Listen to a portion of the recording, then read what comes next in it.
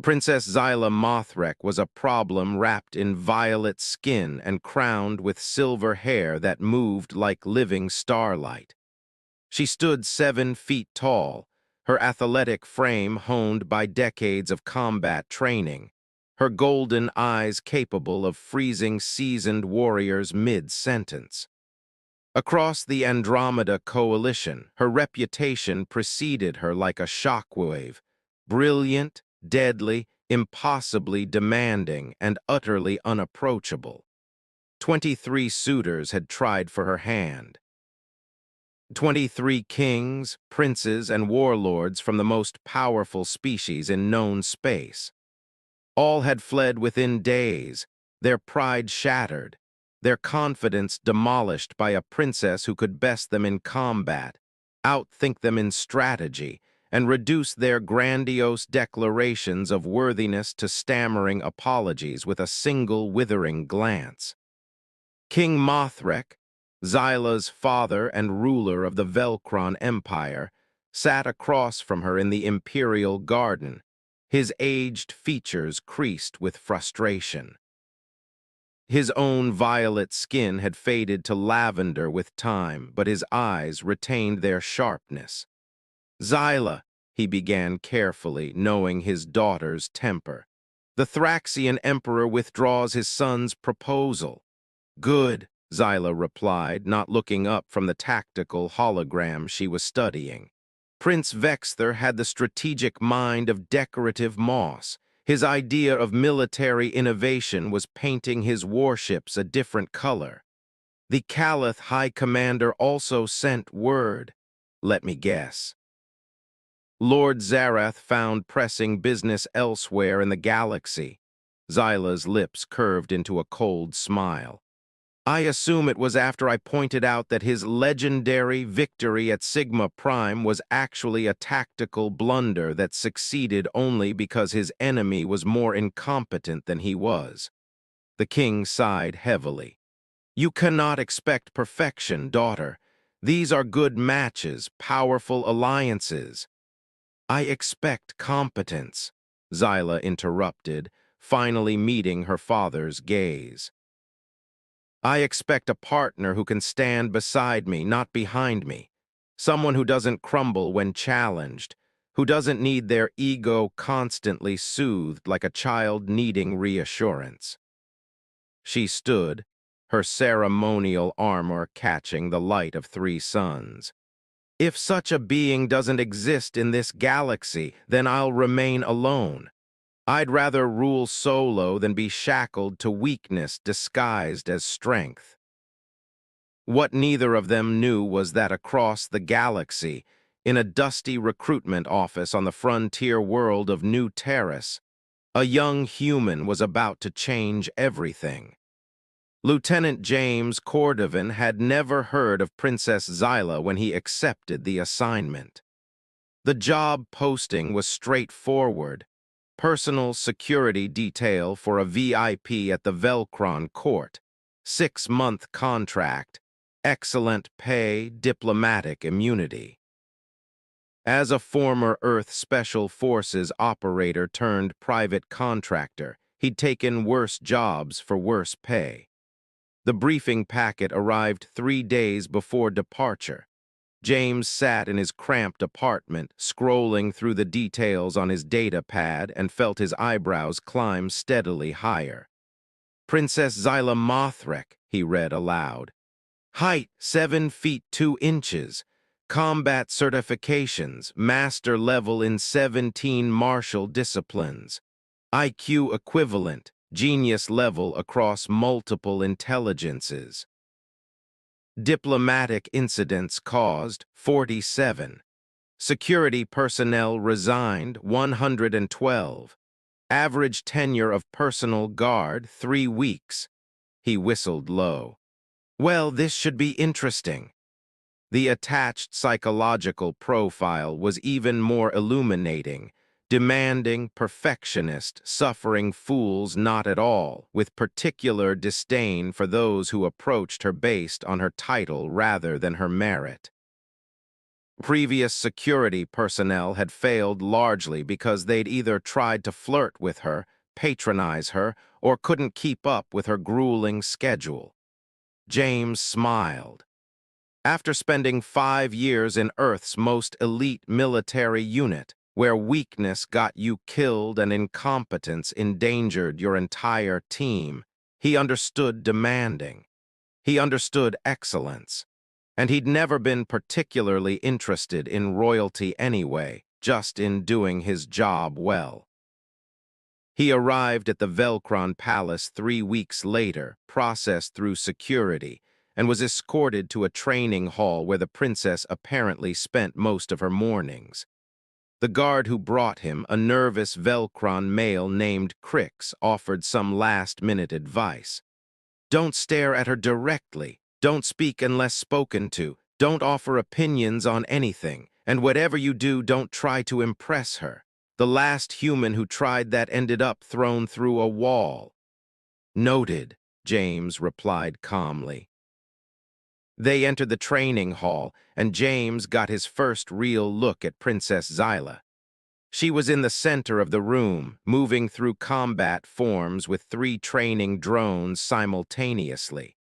Her movements were fluid, precise, economical. No wasted motion, no unnecessary flourishes. She fought like someone who'd learned that style points didn't matter when your life was on the line. One drone swept low. She vaulted over it, using its momentum to launch herself at the second, striking its core with an elbow that would have shattered bone. Landing, she spun and caught the 3rd drone with a kick that sent it crashing into the wall. She stood in the aftermath, barely breathing hard, and turned those golden eyes on James. "You're the new security assignment?" "Lieutenant James Cordovan, ma'am." He didn't salute. She wasn't his commanding officer, but he stood at attention out of respect. "Cordovan," she repeated, walking closer. Even at his own respectable 6'1", he had to look up to meet her gaze. "Earth military. Former special forces, yes ma'am. Combat experience. 3 tour in hostile territories. Counterinsurgency, high-value target protection, tactical operations." She circled him slowly, assessing. "And you think that qualifies you to guard a princess?" Here was the moment. James could sense the trap. She expected him to either grovel or boast. He did neither. "No, ma'am," he said honestly. "Guarding a princess is probably harder.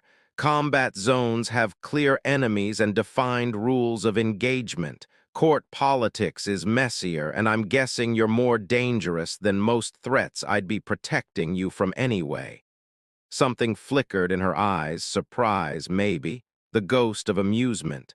"Most of your predecessors spent their first meeting trying to prove how strong they were," she said. "Seems inefficient. You could obviously destroy me in hand-to-hand combat. You're taller, stronger, and based on what I just watched, significantly more skilled."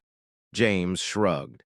"But that's not really what you need security for, is it? You need someone who can watch your blind spots, assess threats you're too busy to notice, and not fall apart when things get complicated." Zyla stopped circling, facing him directly. "You're not intimidated." "I'm appropriately cautious," James corrected. "There's a difference. Intimidation makes you stupid. Caution makes you careful."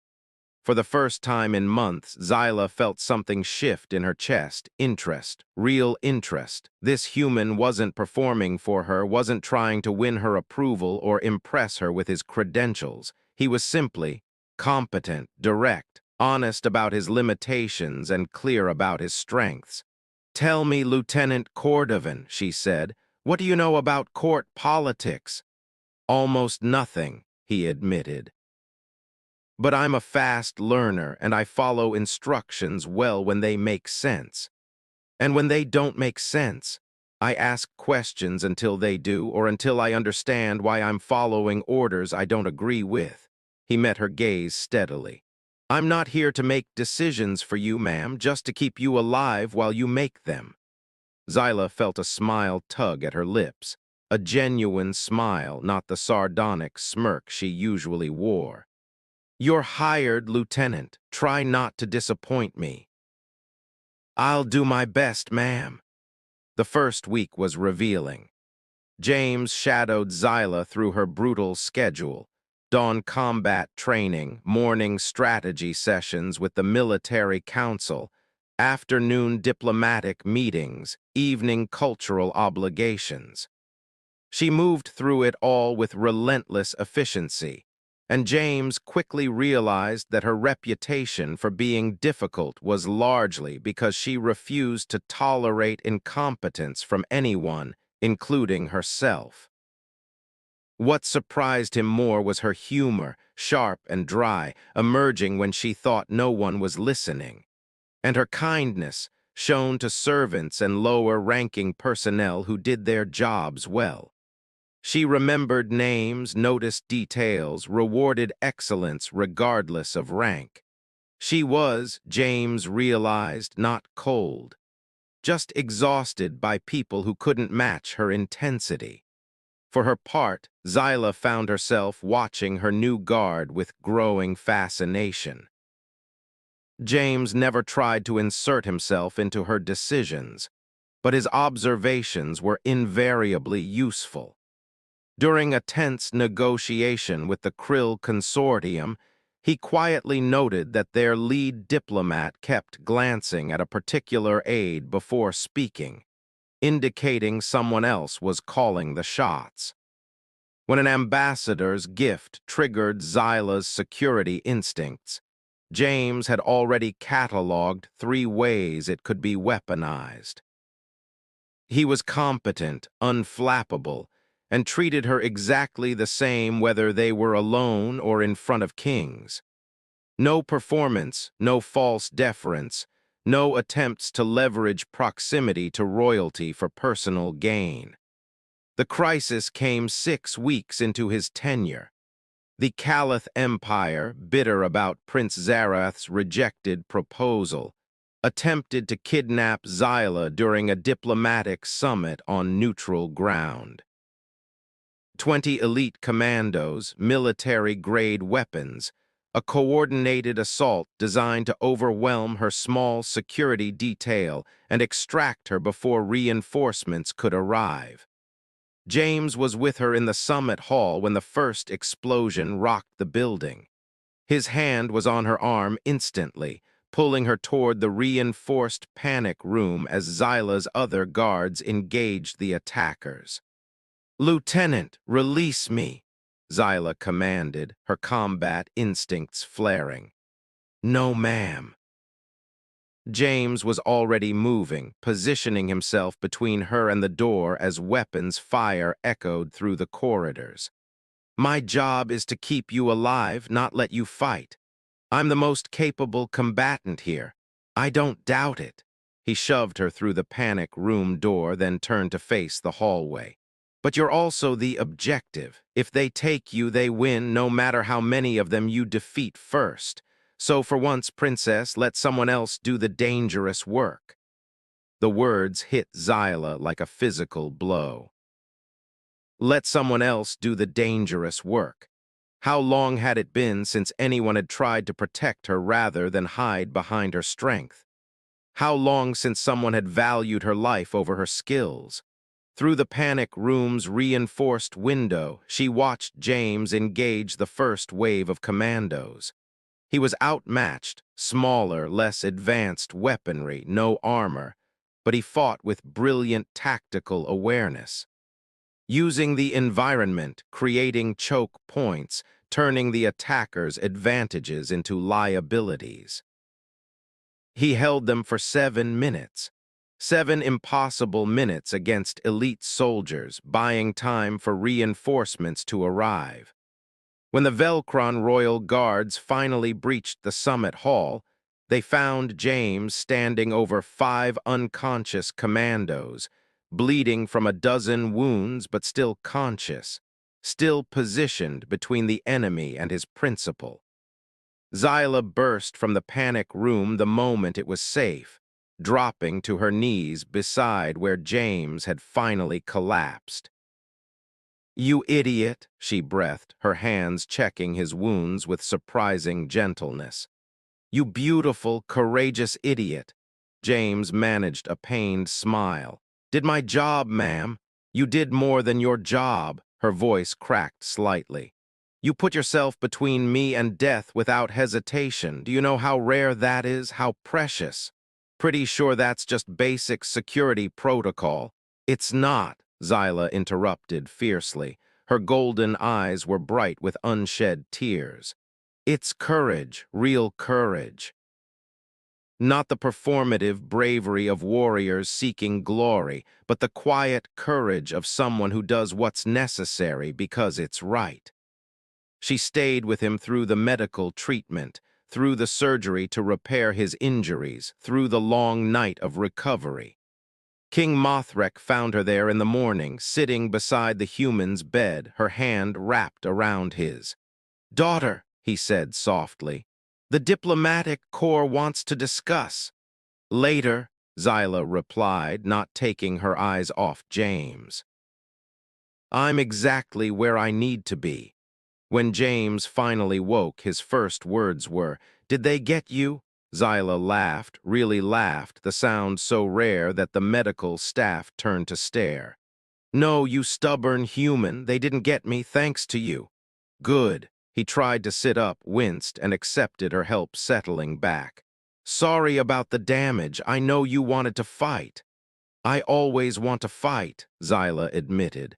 "But having someone fight for me, someone who sees protecting me as an honor rather than a burden or an opportunity."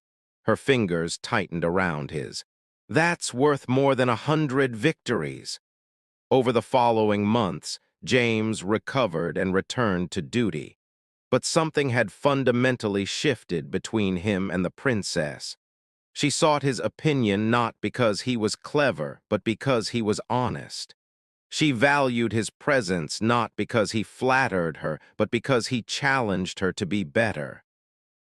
And slowly, carefully, the princess who had terrified kings began to open her heart to a human warrior who'd had the courage not to fear her, but to see her.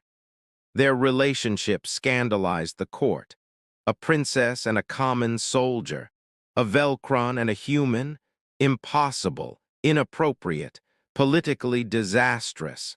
Zyla addressed the concerns in a public declaration that became legendary across the galaxy.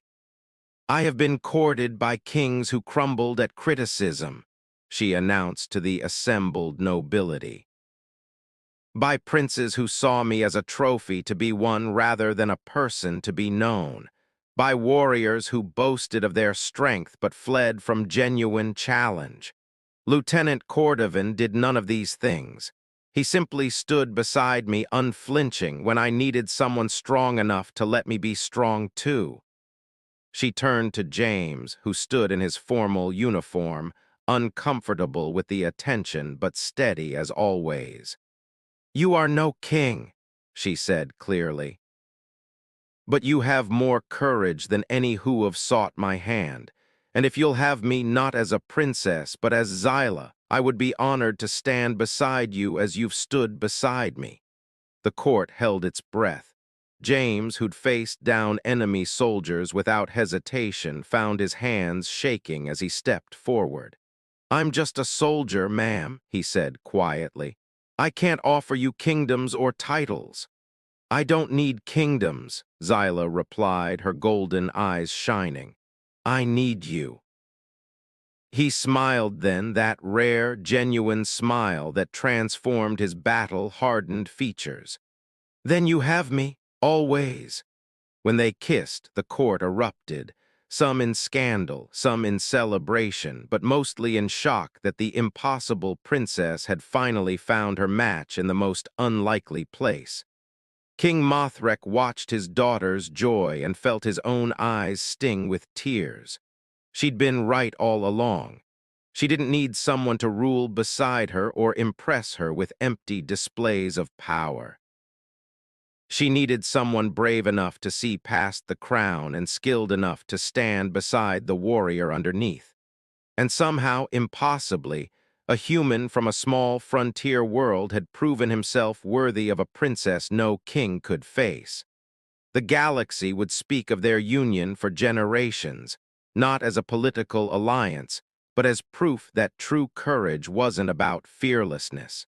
It was about facing what terrified you most and choosing love anyway. For Zyla, that meant trusting someone enough to be vulnerable. For James, it meant believing he was worthy of standing beside greatness.